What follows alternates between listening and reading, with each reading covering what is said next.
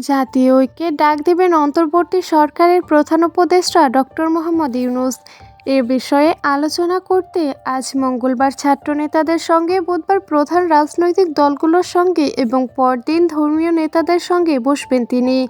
রাজধানীর foreign service একাডেমিতে মঙ্গলবার বিকেলে এক ব্রিফিংয়ে সাংবাদিকদের এ তথ্য জানান প্রধান উপদেষ্টার প্রেস সচিব শফিকুল আলম।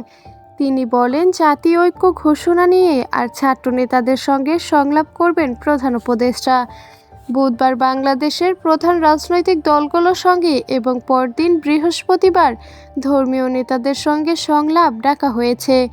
বৈঠকের উদ্দেশ্য জাতীয় ঐক্য নিয়ে আলোচনা করা। এরই ধারাবাহিকতায় ফরেন সার্ভিস একাডেমিতে রাজনৈতিক দলের সঙ্গে বৈঠক হবে আগামীকাল বিকেল 4টায়। এতে কোন কোন দল অংশ নেবে তা স্পষ্ট করে বলা হয়নি। এ সংক্রান্ত এক প্রশ্নের জবাবে প্রেস সচিব বলেন, কোন কোন রাজনৈতিক দল অংশ নেবে তা বুধবার জানা যাবে। ধর্মীয় নেতাদের সঙ্গে কখন কোথায় বৈঠক হবে তা এখনো চূড়ান্ত হয়নি বলে জানান তিনি।